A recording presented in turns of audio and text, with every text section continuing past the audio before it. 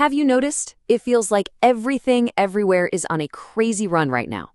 From crypto to your holiday shopping cart, records are just being shattered. So what's really going on here? Let's unpack the powerful forces that are turning the whole market into what some are calling the Great Everything Sale. Okay, let's start with a number you've probably seen floating around, $11.8 billion. That's the mind-blowing amount people spent online for Black Friday in the US. That's a 9.1% jump from last year, which is a huge signal that people are out there spending big time. But here's the thing. It's not just about traditional shopping. At the exact same time, the world of digital assets was having its own moment. Bitcoin, after a few dips and dives, just roared back, surging to a new incredible high of $92,000. So you've got these two massive parallel explosions in totally different parts of the economy.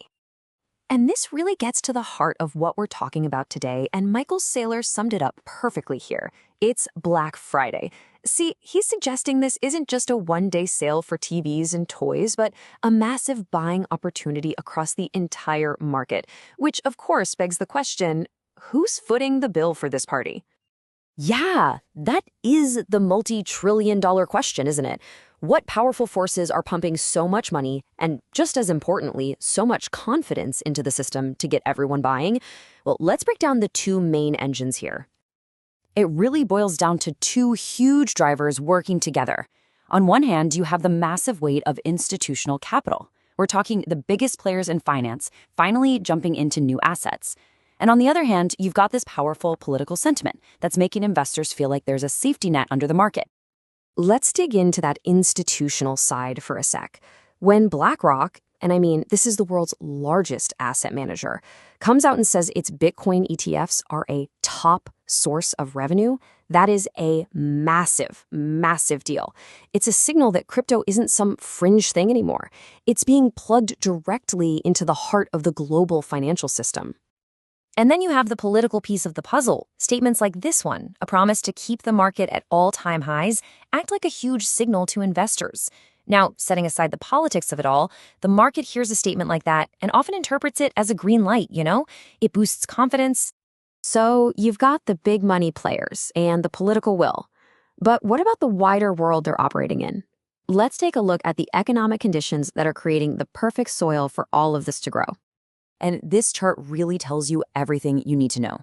The market is overwhelmingly betting, with 87% certainty, that the Federal Reserve is going to cut interest rates. And what does a rate cut mean? It means money gets cheaper to borrow, and when money is cheap, people and businesses tend to spend it and invest it. It's basically like pouring fuel on an already hot fire. And this is probably the most crucial point to get. This isn't just a crypto story. It's not just a stock market story. It is an everything story. At the same time Bitcoin is hitting $92,000, you've got silver, a classic, physical, hard asset, also hitting a new all-time high of $55. When you see totally different assets all rallying in sync like this, you know something much bigger is happening. Okay, but like with any incredible sale, you always got to read the fine print, right? While the party's in full swing, there are some potential game changers, some clouds on the horizon that could shift this whole landscape.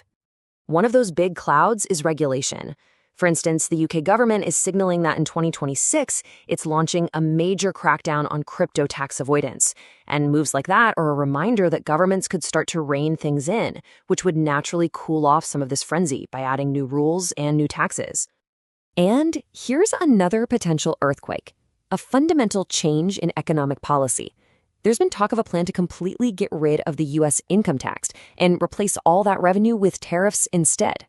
I mean, a policy shifted that big would inject a massive dose of uncertainty into everything and could completely change the math for investors everywhere. So all of this brings us right back to the central question we started with. Are we just watching a temporary, crazy high, or is this the actual beginning of a new normal for how much things are worth? And the story being told is a powerful one. This idea of a perpetual market peak. The sentiment is that with so much institutional money and political will behind it, maybe today's all-time highs are just going to become tomorrow's floor. And for any investor, that is a very, very seductive idea. And so that's the ultimate question we're left with. Is this a real shift, the start of a new chapter of permanent market highs, propped up by these massive forces? Or are we just standing at the checkout line, watching the very, very top of the greatest everything sale we've ever seen. That's the trillion-dollar question to think about.